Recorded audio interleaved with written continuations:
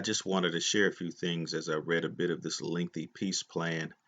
First, I need to point out why this release is both of a concern and excitement, as some viewing this may not be aware. First, in the end times, there is an agreement involving Israel that has an element concerning Jerusalem, and it will eventually allow the building of the third temple. The Antichrist confirms, strengthens, and makes stronger an agreement, a covenant with many that was already in place but failed. He will confirm this covenant for a period of 7 years, and this is mentioned in the book of Daniel, chapter 9, verse 27. This peace plan fits the biblical description and timeline of this expected covenant with many. And this is most likely the agreement that fails and gets settled by the Antichrist. Secondly, in 1 Thessalonians chapter 5 verse 3, it mentions an event that precedes the time of tribulation upon the whole earth, in which there is a statement of peace and safety. Then sudden destruction comes upon them. This term has been used many times in the political arena, but this verse is believed to be connected to this agreement. So we watch this closely to verify scripture with observation.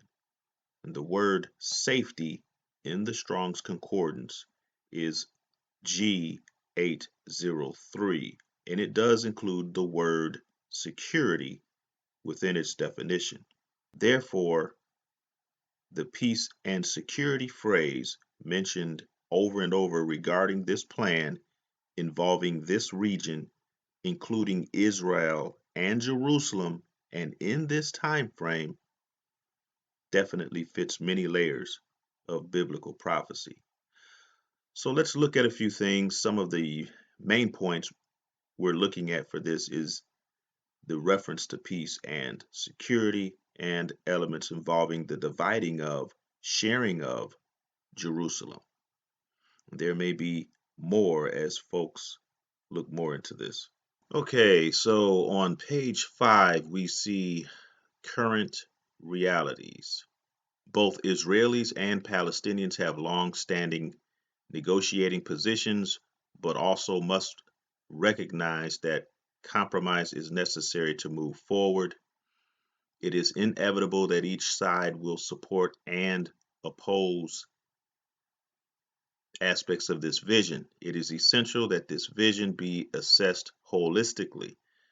This vision presents a package of compromises that both sides should consider in order to move forward and pursue a better future that will benefit both of them and others in the region. Okay, then it says on page 6, we see a reference to peace and security, and it's sprinkled throughout this document. Right here it says a peace agreement will be forged only when each side recognizes that it is better off with a peace agreement than without one, even one that requires difficult compromises.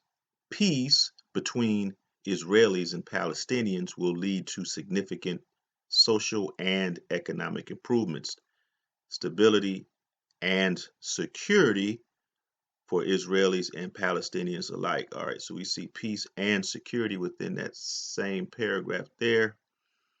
Let's see. Reciting past narratives about the conflict is unproductive. In order to resolve this conflict, the solution must be forward-looking and dedicated to the improvement of security and quality of life, while being respectful of the historic and religious significance of the region to its peoples.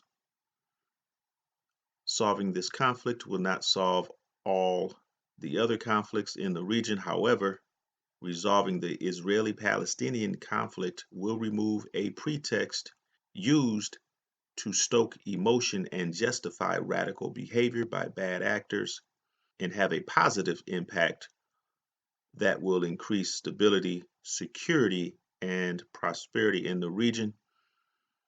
Then it says the role of the United States as facilitator in this process has been to collect ideas from around the world, compile them, and propose a detailed set of recommendations that can realistically and appropriately solve the conflict. The role of the United States is also to work together with other well meaning countries and organizations to assist the parties in reaching a resolution to the conflict. But only the Israelis and Palestinians themselves can make the decision to forge a lasting peace together. The final specific details of the Israeli Palestinian peace agreement must be worked out directly between the parties. All right, so two things here. First, we've heard about Zechariah chapter 2, where we see a warning in verse 7 and 8 about touching the apple of God's eye. We see within this document the role of the United States as facilitator, and any nation involved in this agreement could be defined as the nations that spoiled you, mentioned in verse 8, and the controversial daughter of Babylon, mentioned in verse 7. Is this a reference to the mystery Babylon that gets destroyed in the near future, mentioned in Revelation 17 and 18? That's a question that in time will be answered, but we're looking at this. I'm reading off my notes, guys.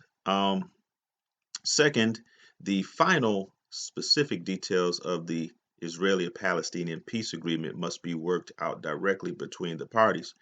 Now, this is watched closely because the Palestinian side of this has not been agreed to in this plan. So when they do, is this when they say peace and security? And this is why we watch. Because when it is understood that peace and security is said, a sudden destruction will come, and sudden means sudden. And since this has not occurred yet, this would apply that there must be a mutual agreement, and they will say peace and security. And we watch to see how this observation compares with Scripture. Let's look a little further. Here's a reference to the many of the covenant with many of Daniel 9:27. On page 7, we see many Arab countries are ready to resolve the Arab-Israeli conflict and want to partner with Israel and focus on the serious issues facing the region. Uh, there's Israel with the other countries right there. Also on page 7, in the primacy of security section, it says, even if a comprehensive peace agreement is achieved between the state of Israel, the state of Palestine, and additional states, there's the many again.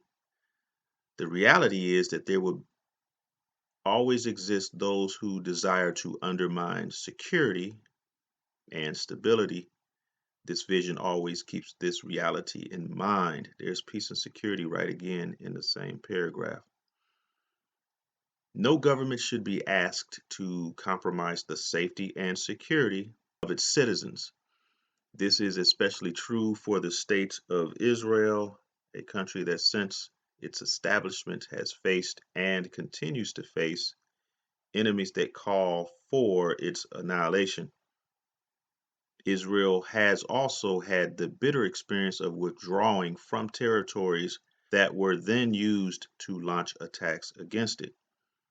All right, we see on page 8, it is essential that the Palestinian state created under a peace deal would be a state that has the tools to succeed and that it is peaceful and secure, rather than a platform for instability and conflict. So we see peace and security, safety, all sprinkled throughout these few pages. And I'm only up to page 8. All right, so that's enough for now. We can see something interesting here and how it lines up with some scripture. the peace and security references, and the many involved with this agreement with Israel. It looks like we can touch on the Jerusalem peace next. All right, guys. Love you. Talk to you soon. Be blessed in the Lord.